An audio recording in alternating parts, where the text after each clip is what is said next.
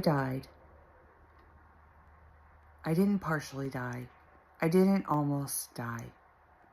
I committed suicide, and I was dead. Pronounced dead. No heartbeat, no breath. And then something changed. And today's video is about that. And this goes deep, so make sure you're aware of who's in the room while you watch this. And if you need to, save it for another time. If you're ready, let's begin.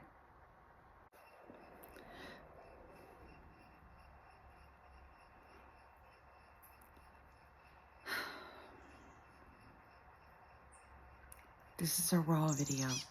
You can see I'm already in self-soothing mode. I noticed that as soon as I turned the camera on that I saw my hands doing this, and that's okay. This is a video that I've been wanting to do for a really long time. And today's the day. And I have someone here with me supporting me through this. So you may hear me speaking to someone, and that's why. They're helping to direct this and to guide me, to push questions my way that I might be trying to avoid, things that need to be answered. Not for you, for me.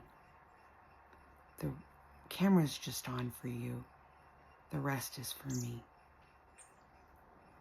So many of you may be on this channel because you're aware of my near-death experience, but that's not what today is about. Certainly it's where the journey seems to have began in the story of Kelly, but it goes much deeper than that. And today we're going to explore why. Why kill yourself? Why take your life? And who are you now? Those are the things I want to dive into. So, without further ado, let's dive into them together. A little disclaimer, there are some very possibly off-putting topics here, so please be mindful of that. Don't have this playing while your children are in the background, and maybe set some specific time aside to really take this in if you're going through any type of depression, anxiety, or suicidal ideation. Please be mindful. Just like I'm being mindful and asking you to pause here if it makes sense to set this aside for another time. Did I answer everything? Getting a thumbs up. So let's dive in. As I mentioned, my near-death experience has been shared many times. That's not what today is about. If you haven't watched it, it's on my channel. Everything there you can go watch. But today is very different. Today is about my experiential journey leading up to that suicide and leading up to who I am today as of 2025, rolling into 2026. What's changed? What's different? Who are you? These are the things people message and ask about that I hadn't been ready to fully share until now. And with the support of my loving friend here, he's going to guide me with the right questions, the right places to insert them, and the right level of detail. Because when I do this on my own, sometimes I can get verbose, as you all know. And these are deep topics. So a little levity is important, for sure, for all of us. Leading up to 2008, when I committed suicide, I had been going through a horrendous divorce. I had a small child by myself now, and I was living abroad with very little, if any, support, emotionally, physically, spiritually, any of that. The people in my life loved me, but I kept a barrier up because my heart was broken from that divorce. In addition to that, I had just had a full-blown hysterectomy, found out that I lost a child that was in my tummy and found out that I would never be able to have children again. I also found out that my husband at the time was having a full-blown affair with someone else. And all of this came out together at once. For anyone, that's a lot. I was a new mother. I was a pretty new wife. I saw my whole future as perfect, unfolding for me the way that I'd always envisioned. I'd always put off getting married until later in life because I was so goal-driven and aspired to reach some rungs on ladders that I don't even believe in anymore. And the whole narrative in my story at that time was, everything will be okay, even though everything didn't feel okay. When all of this came out, the decision for me to pick up and become a single mother abroad was raised in our family as a discussion topic, and I don't regret that decision. But of course, that propelled what then became my later suicide. I call it a suicide because I was dead. I wasn't near dead. I wasn't partially dead. I wasn't half dead. I know, they get it. I was dead. And prior to this, I had began, after years of suicide ideation, to think that there would come a time where what I referred to as Plan D would take effect. Once that decision was sealed in this brain, this computer, it didn't stop the narrative. It became compulsory. And it hummed in the background of everything that I did as a human and as a spiritual being that I didn't even recognize yet.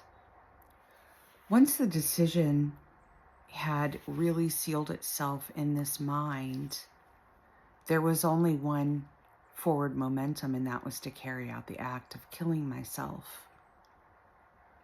But for weeks leading up to that, I started to do very uncharacteristic things. I was always a very honest person. I never stole. I never cheated. Didn't lie.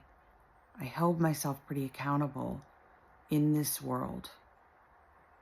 But I started to do all of those things. So many uncharacteristic things for me. And some of those things hurt people I love dearly. I can't make up for that. Nor do I feel that I need to now, because those conversations have been had. But let's just say uncharacteristic behaviors from someone suffering with depression or anxiety are actual huge warning signs. So if you're a partner, a parent, a spouse, a family member to someone going through any kind of depression or anxiety, and they start to do very uncharacteristic things like steal, cheat, lie, hide little things, those are real pointers and red flags that something else is going on. Pay attention, not just for them, but for you, so you don't have regrets that you missed something that was right in front of you and so obvious. Some of these uncharacteristic behaviors didn't just impact my family. They impacted business owners and people that trusted me. And I broke trust. I broke trust in myself, with them, in experiences with them. And I now recognize that there was something crying for help that didn't even know it. And I think that those deliberate acts were that inner part of me saying, she's going to kill herself if you don't stop her. But nothing did. And so I did. And that story is completely shared. Again, I'm not going into that today. That's not what today is about. It's the after effects, you guys, and the lead up to the suicide that I've never deepened on. My heart needs this. And that's why we're doing this, right? Right. A few breaths.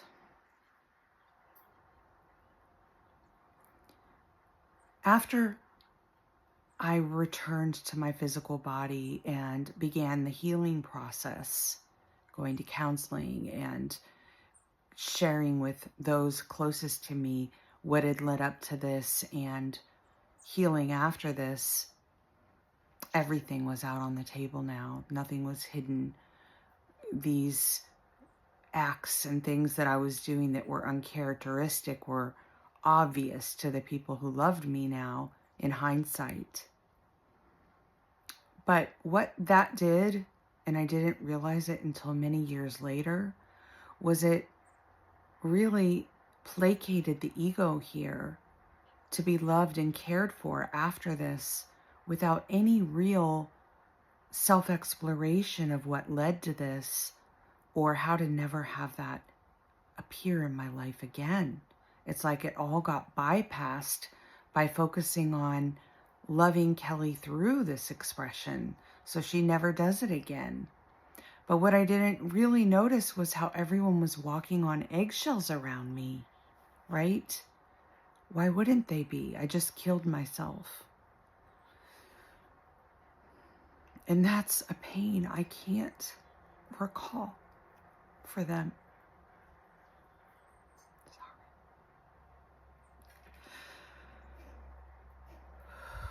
It's a pain I can't fix. I can't correct.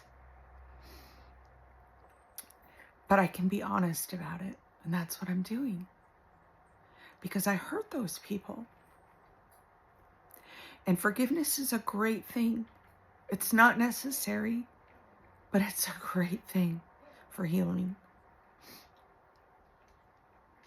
Everybody rose to lift me through that experience, to help me get through the things that still needed to be cleaned up from all of my behaviors leading up to it. And the family came together to assist me, to assist my son, and to help me get the help that I needed. But I don't think that the people in my life were getting the help that they needed to get me there. And for that, I am so sorry.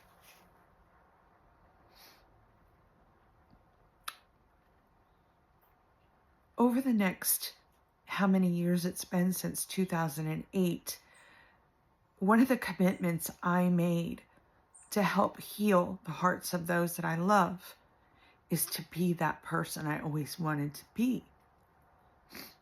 Do better, be better, show up better in my life, and never want to die again. But that's a large mission to put on anyone. And I put it on myself. It was my way of saying, I can do this and I can make them proud of me. And they can see I overcame it. And so I dove deep into self-reflection and recovery, not recognizing all the invitations that had been given to me before this in my life as a victim, but finally grabbing a hold of every invitation coming my way for the first time. For the first time. So from that point, in really diving into this self-exploration, the unraveling process began, and life just kept throwing up these shadows from deep in the depths, obviously starting with my suicide, which was, parameters of cleanup that came to now. But in the last 3 years, there has been a deepening of now going in front of that, like the narrative that needed to come to the surface went all the way back to childhood, back to pre-childhood back to pre-birth and really exploring from that space, something I hadn't done. And things collapsing on every aspect of all of those layers. The work with my parents as a child, my sibling, my best friends, all the wounds, all the historical narratives that had never been explored, because this story of Kelly became so hell-bent focused on let's move forward and make people proud. I lost myself in that goal. Who were these people? This one right here. This one. She needed me. She needed this. No one else. No one on the other side of this camera. I can't wait for this to be done. I said to my friend who's helping to direct this, when you're done editing this, I cannot wait to see what I had to say. Yeah, and I mean that sincerely. This is for her. Because she's loved. And all of these things that led up to suicide and past are not her narrative. Her narrative is this loving heart that keeps wanting to show up and love the people in her life, but never again lose the love of her for herself. That has to come first from now on. And it will. That I know, and that I don't fear ever again. One of the things I find on this journey of self-exploration is how many people step forward in the role of a teacher or a guru, a speaker who's offering something to someone else. And I never saw myself as that. Never. I've never lost myself in that narrative at all. I've always known that this was for me and about me only ever. However, when I began my Nurture Your Soul community, it may have been perceived as me being a teacher, having more knowledge or in-depth understanding. Even though I've said in every video, I'm not a teacher, I'm not here to sell you anything, I recognize by having a platform where you may be influencing people, that could get confusing. But to this day, I tell you that I recognize this is only ever for me. If you get something for it and from it and about it for you, that's fabulous, but that's not the intention here. And it can feel very selfish, this intention. It can feel very much just about me, and it should. Right? He agrees. It should. It absolutely should. That's the gift of today. Self-love can feel very selfish, especially to people you've hurt in the past.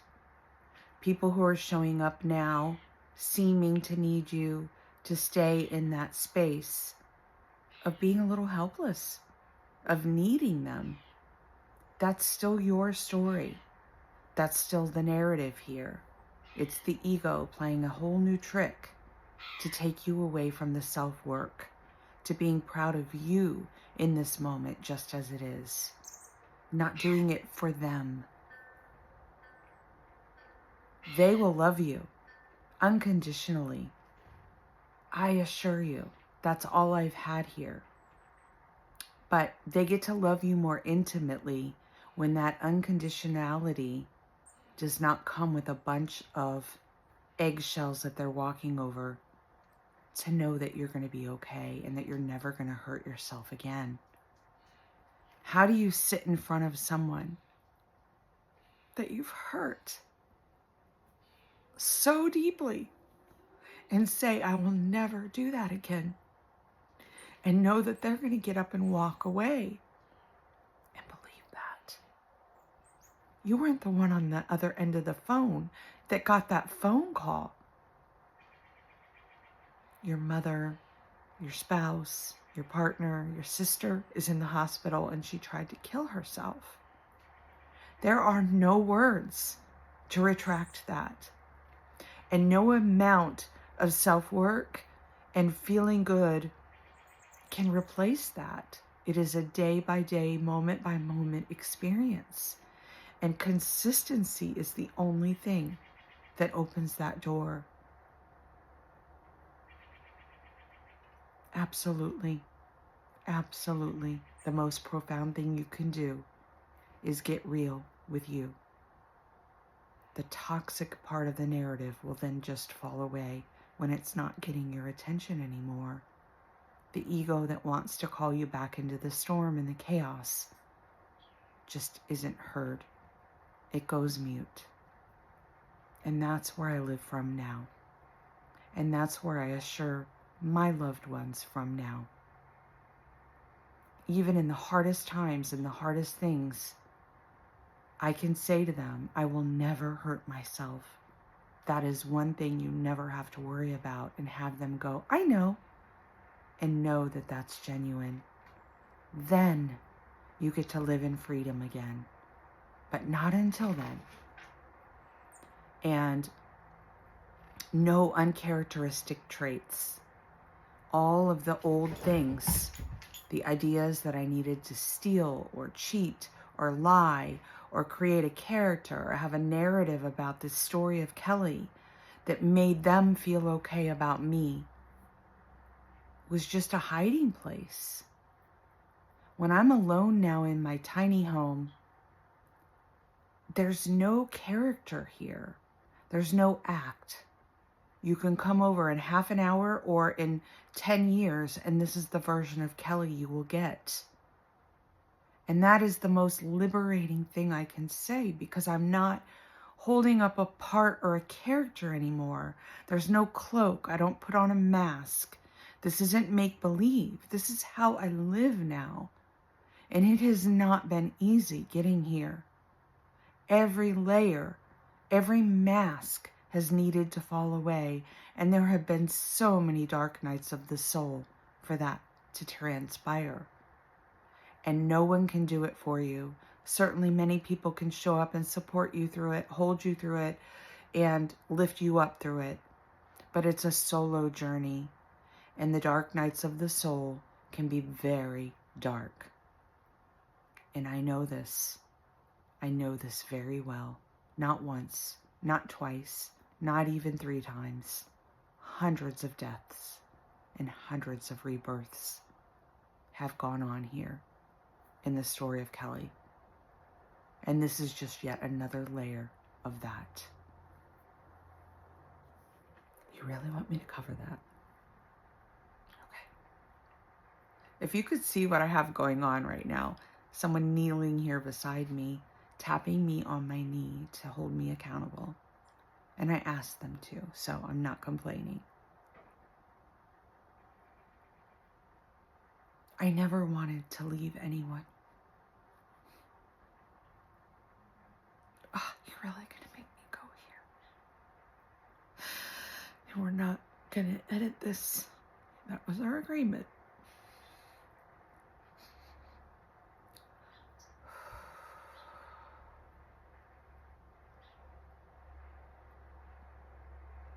I never wanted to leave anyone, especially my son, especially my immediate family. I really, really believed they would be better off without me. And I really, really believed that my leaving this earth and my body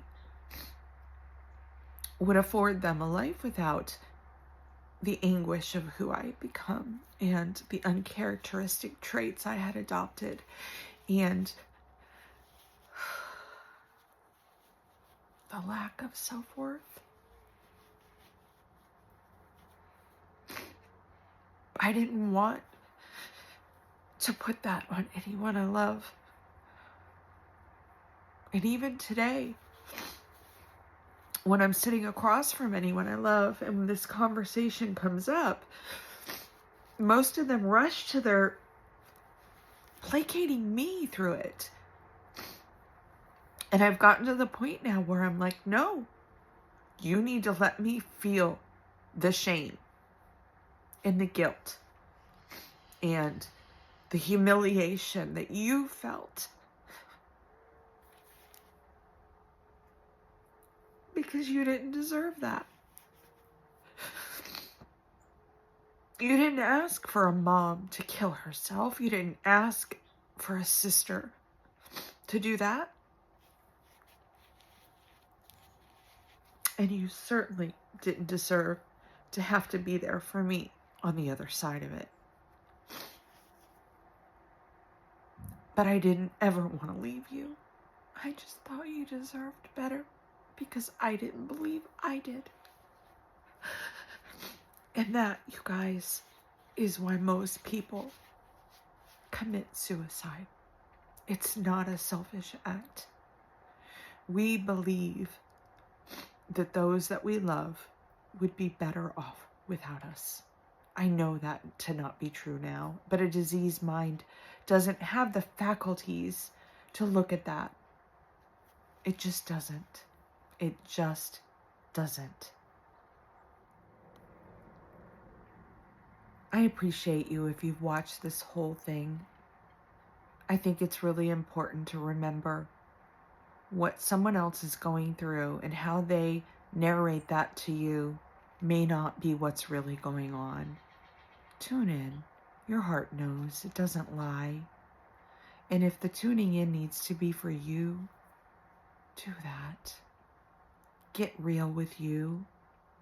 Get real, humble, sincere, raw. Don't worry what it looks like to anyone but you. Because until you know how much you matter here, and you do, you really do, this heaven on earth experience won't come forward to you, because it'll be veiled by all of the narratives that you have shoved down into the well of life and refused to look at. But that murky water in your well is the thing calling right now. Turn this off. Don't put Netflix on. Don't watch politics. Save sports for later. This is calling you.